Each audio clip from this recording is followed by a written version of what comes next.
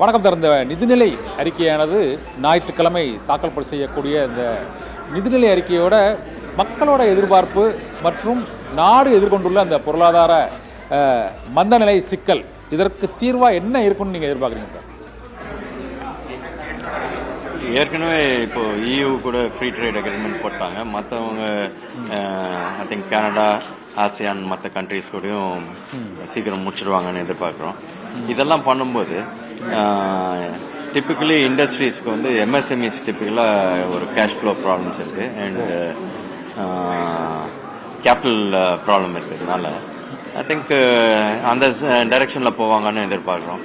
ஒரு 40,000 கோடி ஒதுக்கீடு பண்ணி ஈக்விட்டி இன்வெஸ்ட்மெண்ட்டில் ஒரு 50% கொடுத்து அது வந்து ஒரு 2:1 ரேஷியோவில் கடன் கொடுப்பாங்கன்னு எதிர்பார்க்குறோம். இதை வந்து இன்ட்ரெஸ்ட் ஃப்ரீ லோனாகவும் 10 வருஷத்தில் 5 தவணை முறையில் கொடுக்கலாம் அப்படின்றது ஒரு எதிர்பார்ப்பு. இது பண்ணும்போது என்ன ஆகுது, ஒரு 2.4 lakh crores-க்கு பிஸ்னஸ் வரும் அப்படின்னு சொல்லிட்டு எதிர்பார்க்குறோம். இந்த மாதிரி 10,000 கோடிக்கு startup fund of funds கொடுத்த மாதிரி எம்எஸ்எம்இஸ்க்கும் கொடுப்பாங்க அப்படின்னு ஒரு எதிர்பார்ப்பு இருக்குது.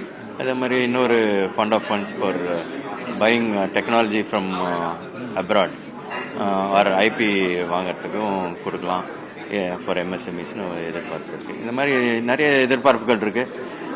அதில் எவ்வளோ வரும்னு இன்னும் கொஞ்ச நேரத்தில் தெரியும். சிஐ அமைப்பு சார்பாக நீங்கள் வந்து நிதியமைச்சர்களிடமோ அல்லது மத்திய நிதியமைச்சகத்திடமோ உடனடியாக நீங்கள் எதிர்பார்க்கக்கூடிய அம்சம் என்னென்ன கோரிக்கைகள் நீங்கள் அவங்ககிட்ட வந்து முன் வச்சுருக்கீங்க? தொழில்துறையில் உங்களுக்கு ஏற்பட்டுள்ள அந்த அமெரிக்கன் டாரிஃப் மற்றும் இந்த இப்போதைக்கு இந்திய சூழலில் ஏற்பட்டிருக்கக்கூடிய அந்த பல்வேறு விதமான தொழில்துறை சிக்கல்களுக்கு தீர்வாக அந்த சிஐஐ என்னென்ன கோரிக்கைகளை மத்திய அரசிடம் முன் வச்சுருக்கீங்க? அதில் இந்த பட்ஜெட்டில் என்ன எதிர்பார்க்குறீங்க? அதான் சிஏல இப்போ எம்எஸ்எம்இஸை பொறுத்த வரைக்கும் நான் பேசினதெல்லாம் பண்ணிட்டு இருக்கிறோம், கேட்டிருக்கிறோம். இது தவிர இந்த செபியில் உள்ளுக்குள்ளேயே ஸ்மாலர் ஃபண்ட்ஸ் ஃபார் எம்எஸ்எம்இஸ்க்கு இன்வெஸ்ட்மெண்ட் பண்ணுறதுக்கு ஏற்கனவே எம்எஸ்எம்இஸ் இன்வெஸ்ட் பண்ணலான்னு இருக்குது, பப்ளிக் போகலான்னு. பட் அதில் வந்து மியூச்சுவல் ஃபண்ட்ஸ் வந்து மொத்தமாக சேர்ந்து எம்எஸ்எம்இஸ்க்கு ஃபண்டிங் பண்ணுறதுக்கு ஆப்ஷன்ஸ் இருக்குது.